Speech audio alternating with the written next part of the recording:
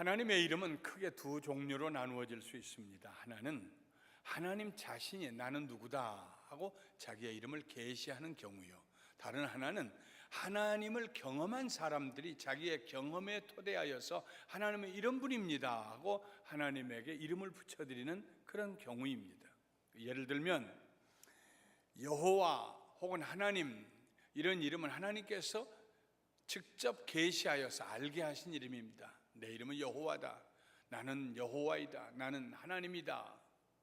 그런가 하면은 지극히 높으신 하나님이란 뜻의 엘리온, 혹은 나를 보고 계신 하나님이라는 뜻의 엘로이, 이런 이름은 그 하나님을 경험한 아브라함, 멜기세덱, 혹은 다니엘, 혹은 느부갓네살 왕, 이런 사람들이 붙인 이름이고, 그리고 집에서 쫓겨났으나 아무도 살피지 않았으나 하나님이 그를 보고 계신다는 걸 깨달은 사레의 여종 하갈이 하나님께 붙여드린 이름입니다. 오늘은 하나님께서 자기 자신 스스로 계시하여 주신 또 다른 이름을 여러분과 함께 나누며 은혜를 받으려고 합니다. 그 이름은 엘 샤다이입니다. 전능하신 하나님, 나는 전능한 하나님이다. 아브라함에게 나타난 하나님께서 말씀하셨습니다. 너는 내 앞에서 행하여 완전하라. 내가 내 언약을 나와 너 사이에 두어 너를 크게 번성하게 하리라. 하나님의 이 말씀을 들으면서 아브라함의 가슴이 찔렸을 것입니다.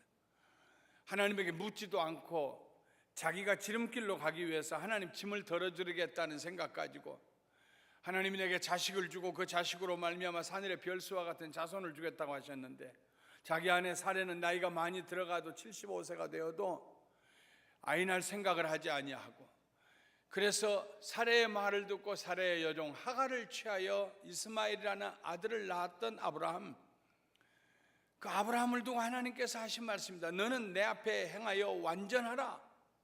나는 전능한 하나님이다. 능치 못함이 없는 하나님이다. 내가 내 언약을 나와 너 사이에 두어 너를 크게 번성하게 하리라. 하나님의 말씀을 듣고 아브라함이 얼굴을 땅에 대고 엎드렸습니다. 어떻게 얼굴을 들 수 있겠습니까? 하나님이 거기 임재하셨는데요.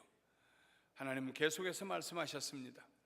보라, 내 언약이 너와 함께 있으니 너는 여러 민족의 아버지가 될지라. 이제 후로는 내 이름을 아브라함이라 하지 아니하고 아브라함이라 하리니 이는 내가 너를 여러 민족의 아버지가 되게 함이니라.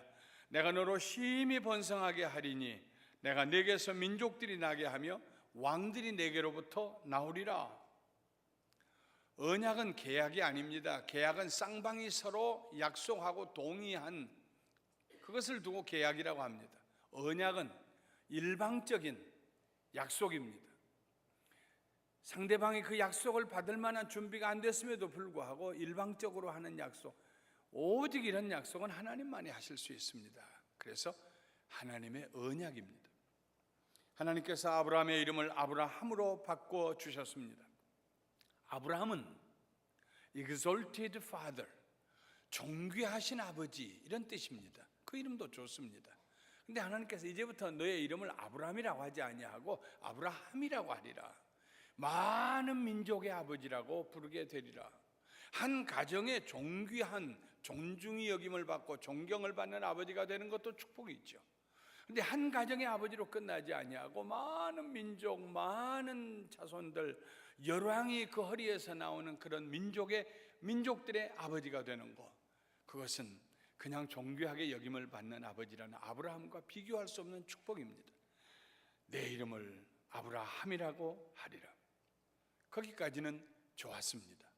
구구절절이 축복의 약속이니까요. 아브라함이 특별히 아닙니다 하나님 하고 거절할 이유가 없습니다. 하나님의 말씀마다 축복의 말씀이어서 고맙고 감사했습니다. 그런데 계속해서 말씀을 하시던 하나님께서 뜻밖의 말씀을 하십니다. 그것은 그의 아내 사레에 대한 말씀이었습니다. 네 아내 사레는 이름을 사레라 하지 말고 사라라 하라. 내가 그에게 복을 주어 그가 내게 아들을 낳아주게 하며 그가 네게 아들을 낳아주게 하며 내가 그에게 복을 주어 그를 여러 민족의 어머니가 되게 하리니 민족의 여러 왕이 그에게서 나리라. 사례라는 말은 my princess, 내 공주, 내 왕비 이런 뜻입니다. 그런데 한 개인의 부인, 공주 같은 왕비 같은 존귀한 여인으로 끝나지 아니하고 사라, 많은 민족의 어미가 되게 하겠다고 하나님께서 그 이름을 바꾸어 주셨습니다. 그런데 이 약속이 한 개인의 사랑받는 프린세스가 아니라 모든 민족의 열왕들의 어머니가 되게 하겠다는 약속의 말씀이 얼마나 큰 축복입니까? 그러나 이 축복이 아브라함을 혼란 가운데로 몰아넣었어요. Wait a minute. 어떻게 내 아내 사라가 많은 사람의 어머니가 될 수 있을까요? 엎드린 채로 아브라함이 웃으며 마음속으로 생각했습니다. 나는 나이가 100세인데 내 아내의 나이는 90세인데 100세 된 사람이 어찌 자식을 낳을까? 사라는 90세이니 어찌 출산을 할 수 있을까? 그래서 조심스럽게 하나님께 대답했습니다. 이스마엘이나 하나님 앞에 살기를 원하나이다. 이제 14살 된 이제 청년의 기가 흐르는 장년이 될 것 같은 우람한 그 이스마엘, 하갈이라는 여종에게서 낳았던 아들 이스마엘, 하나님 그저 이스마엘이나 건강하고 잘 되기를 바랍니다. 하나님 앞에 서기를 원합니다. 하나님께서 말씀하셨습니다. 아니라 내 아내 사라가 너에게 아들을 낳으리니 너는 그 이름을 이삭이라 하라. 내가 그와 내 언약을 세우리니 네 아들 이삭과 내가 언약을 세우리니 그의 후손에게 영원한 언약이 되리라. 내 언약은 내가 내년 이 시기에 사라가 네게 낳을 이삭과 세우리라. 내 아내 사라가 잉태할 것이다. 아들을 낳을 것이다. 이름을 이삭이라고 해라. 내가 너와 세운 이 언약을 내 아들과 세울 것이다. 내년 이맘때. 지금까지 아브라함은 14년 동안 하갈이 낳아준 아들 이스마엘을 아들로 생각하고 자기의 대를 이을 아들로 생각하고 살았습니다. 살아도 내키지는 않았지만은 이스마엘을 아들로 삼고 살았습니다. 오래전에 하나님께서 아브라함에게 하늘의 별수와 같이 많은 자손을 주겠다고 하신 약속이 이스마엘을 통해서 이루어지리라고 아무도 의심하지 않았습니다. 그런데 하나님께서 이제 새삼스럽게 사라에게 아들을 주시고 이름을 이삭이라고 지으라고 하십니다. 자기 나이가 100세요 아내의 나이가 90세인데 어떻게 그런 일이 가능할 수 있을까요? 어떻게 그런 일이 가능할 수 있을까요? 여기에 하나님께서 아브라함에게 자신을 전능하신 하나님 엘샤다이로 계속 계시하신 이유가 있습니다. 나는 전능한 하나님이다. 능치 못함이 없는 하나님이다. 엘샤다이다. 사람이면 포기할 수밖에 없는 일도 하나님은 포기하지 않으십니다. 모세는 이스라엘 백성들을 애굽에서 데리고 나오면서 여러 차례 포기하고 싶었어요. 하나님, 내가 이 사람들을 낳았습니까? 내가 유모입니까? 왜 나더러 기르라고 하십니까?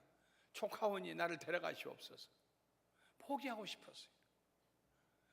젖과 꿀이 흐르는 땅이 있다고 약속하셨지만 눈에 보이지 않습니다. 눈에 보이는 것은 삭막한 광야요, 원망과 불평이 그치지 않고 울고 불고 돌을 들어 때리려고 하고 어느 날 폭동이 일어날지 모르는 그런 이기적인 악마같은 군중들, 그 백성들밖에 눈에 보이는 게 없습니다. 모세는 포기하고 싶었어요. 그러나 하나님은 포기하지 않으셨습니다. 포기하려는 모세도 붙들어 주셨고 이스라엘 백성도 붙드시고 하나님께서는 광야를 인도해 가십니다. 사람 보기에는 절대 불가능한 일도 하나님께서는 능히 하실 수가 있습니다. 사람의 보기에는 사라가 아들을 낳으리라는 거 누가 믿을 수 있습니까? 그러나 하나님은 하실 수 있습니다. 다행스럽게 하나님의 은혜로 아브라함은 하나님의 그 말씀을 믿었습니다. 바울은 그 아브라함의 믿음에 대해서 로마서 4장 18절에 이렇게 기록하고 있습니다. 아브라함이 바랄 수 없는 중에 바라고 믿었으니 이는 내 후손이 이 같으리라 하신 말씀대로 많은 민족의 조상이 되게 하려 하심이라. 바랄 수 없는 중에 바라는 믿음, 그 바랄 수 없는 중에 바라는 그런 믿음은 특별한 믿음입니다. 창조적인 믿음입니다. 인간의 이성을 초월한 믿음입니다. 이런 믿음은 언제나 전능하신 하나님과 함께 갑니다.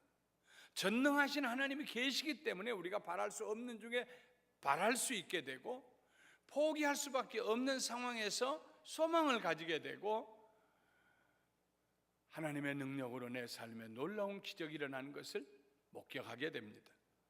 만일 하나님께서 전능하시지 않는다면 우리는 그런 믿음을 가질 수가 없을 것입니다. 전능하신 하나님만이 우리의 믿음이 되십니다. 하나님의 전능하심, 천지와 만물을 지으신 일에 나타났습니다. 우주와 만물을 붙들고 계신데 하나님의 전능하심이 나타납니다. 인류의 역사를 하나님이 원하시는 방향으로 끌고 가시는데 하나님의 전능함이 나타나십니다. 그런데 하나님의 전능하심이 가장 극적으로 나타난 사건이 있었습니다. 그 사건은 바로 십자가의 사건입니다. 하나님께서 십자가 위에 자기 아들을 내어놓으시고 십자가 위에서 자기 아들을 내어 버리시고, 그리고 대신 우리를 받아들이셨습니다. 하나님의 전능하심이 아니면 이런 일은 있을 수가 없습니다. 자기 아들을 내어주고 대신 우리를 받아주시는 그 하나님의 능력, 세상의 어느 누구도 따라갈 수 없는, 흉내낼 수 없는 능력, 그 능력이 십자가 위에서 나타났습니다. 십자가 위에서 하나님은 우리의 죄를 용서해 주셨습니다.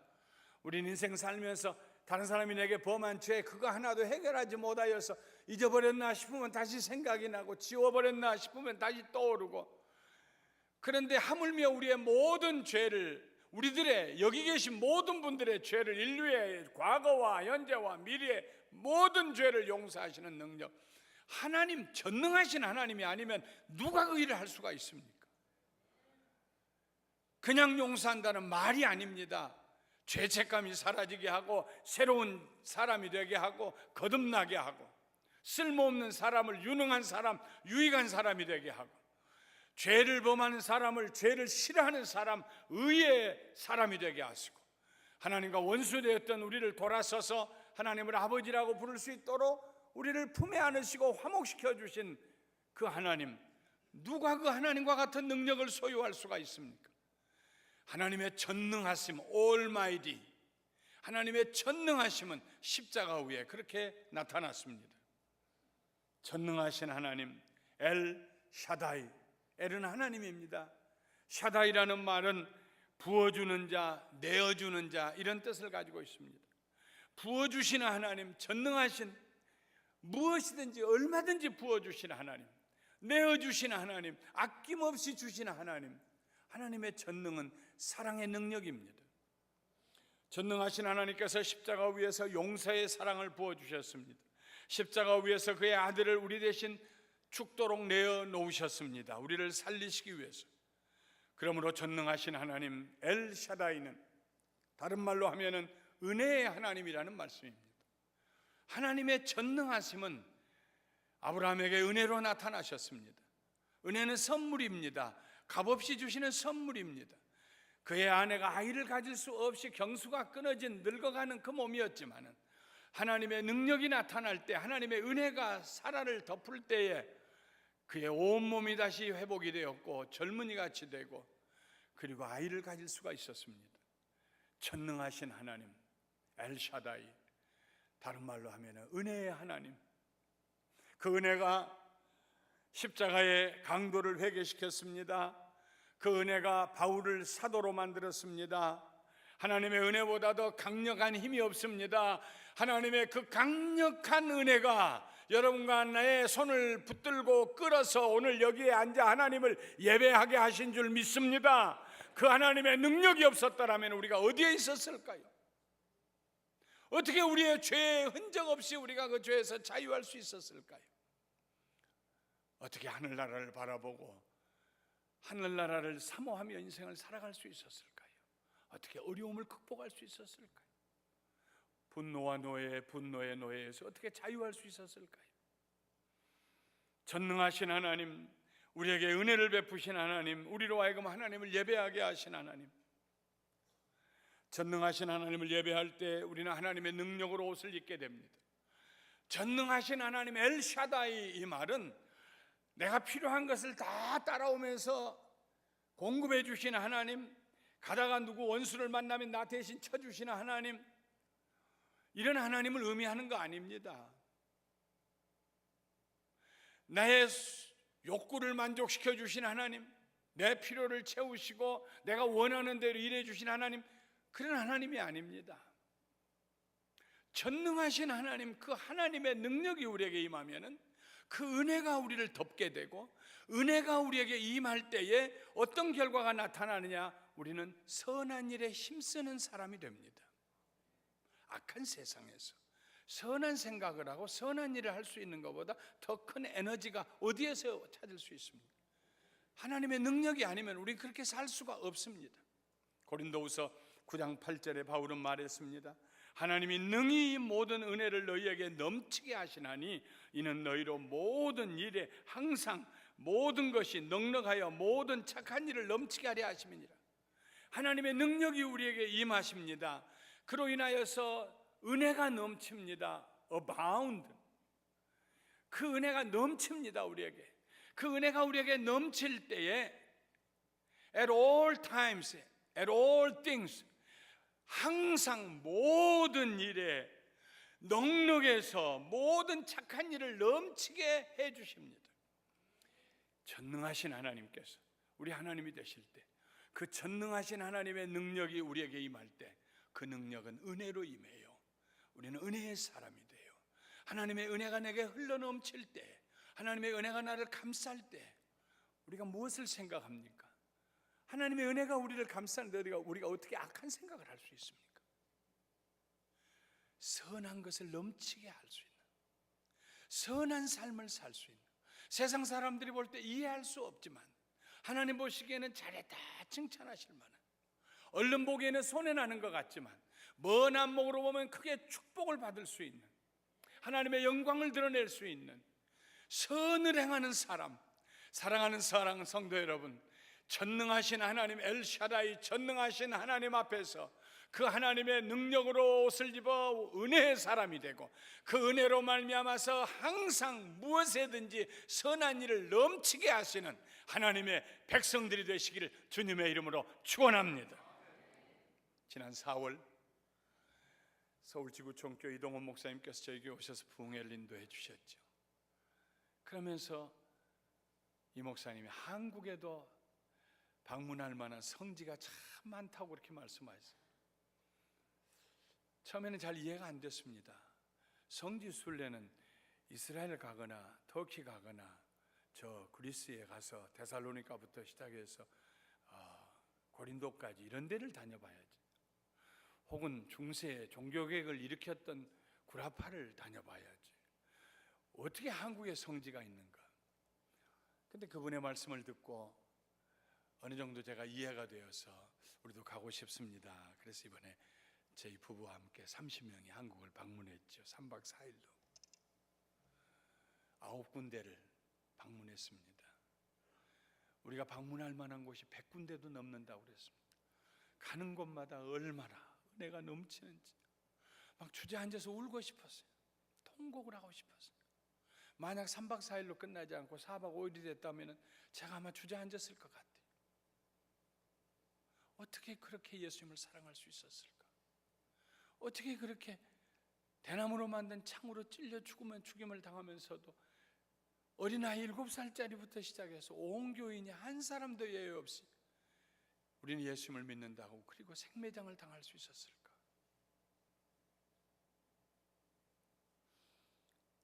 그렇게 다니던 중에 전북 김제군 금산면에 있는 금산교회를 방문했습니다. 그 교회의 시작 무렵에 있었던 이야기입니다. 금산에 조덕삼이라고 하는 지주가 살고 있었습니다. 아주 부자였습니다. 사업수단이 있어서 돈을 많이 벌고 재물이 있고 토지도 많은 지주였습니다. 그러나 그의 마음이 늘 만족함이 없었어요.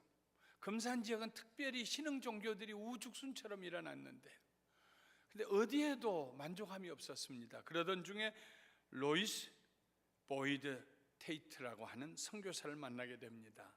이 선교사의 한국 이름은 최의덕입니다. 1905년에 이 선교사님을 통해 예수님을 영접하게 되고 자기 집 사랑채를 내놓아서 거기에 사람들을 불러다가 예배를 드리게 했습니다. 자기 자신이 나가 사람들을 불러와서 그 방을 채웠습니다. 오래전에 6살 때 고아가 되고 경남 남해에서 살다가 육지에 가서 살고 싶고 배부르게 먹고 싶다고 그래서 고향을 떠났던 이자익이라고 하는 청년이 돌고 돌아서 그 금산까지 왔어요. 이 조덕삼 지주집에 대문을 두드리고 여기서 나 일 좀 할 수 있느냐고. 그래서 그를 고용을 했습니다. 조덕삼 씨는 마방을 운영하고 있었는데 그 당시에 사람들이 말을 타고 다니니까 타고 다니다가 여관처럼 그 집에 머물면서 거기에다가 말을 맡기면은 그 맡긴 말들을 돌보아주고 먹이를 주는 그 사람들을 마부라고 그랬어요. 그래서 이자익을 마부로 고용을 했습니다. 머슴이 된 것이죠. 주일날이 되어서 주인 어린이 부릅니다. 자기가 너도 오너라. 너도 와서 예배 드려라. 그래서 같이 예배를 드리면서 주인도 예수님을 믿고 그 마부도 예수님을 믿게 되었습니다. 조덕삼 지주는 자기 과수원을 교회 부지로 헌납하고 차제를 들여서 금상교회를 건축했습니다. 교회는 부흥하여서 세례받은 성도들이 30명을 넘게 되었어요. 그러자 장로를 세울 수 있는 자격이 부여가 되었습니다. 1906년에 지주어른 조덕삼과 마부 이자익은 다른 한 사람과 함께 세례를 받고 그해 집사가 되고 그 이듬해에 영수가 됩니다. 영수는 장로와 집사 사이에 있는 직분입니다. 오늘날로 얘기하면 안수 집사님 같은 분입니다. 그리고 그 이듬해인 1908년 3월에 금산교회는 한 사람의 장로를 선출하게 됩니다. 모든 사람들이 다 그 조덕삼이라고 하는 지주가 장로가 되리라고 생각했어요.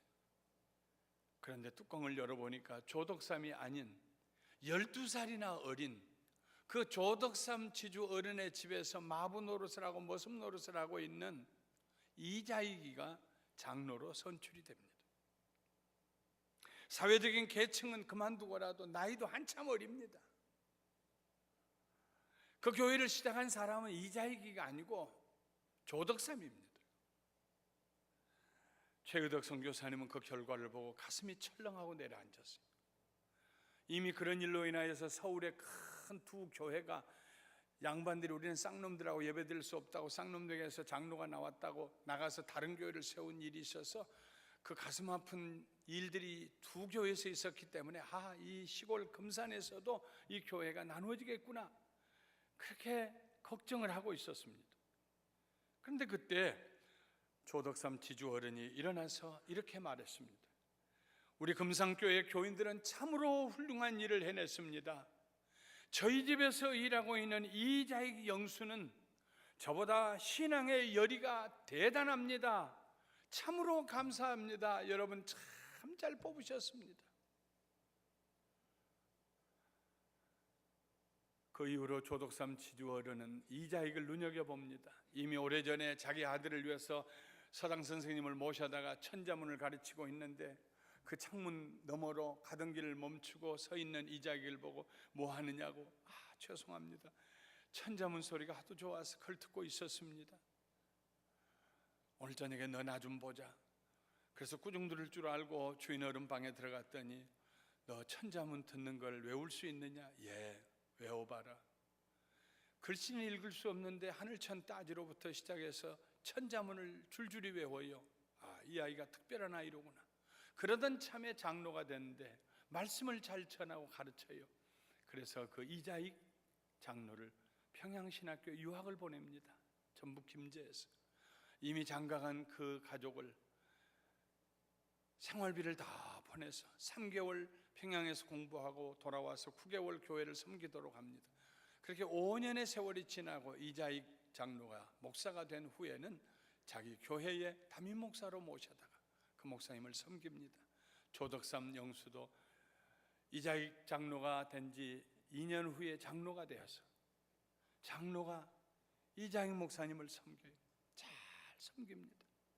그 전에 장로가 되었던 이자익은 장로가 되지 않은 조덕삼 영수님을 집에 가면은 주인 어른으로 섬겨요. 어디 가면은요 그 조덕삼 영수님을 말에다 태우고 자기가 말고삐를 잡고 종으로서 머슴으로서 걸어다녀요.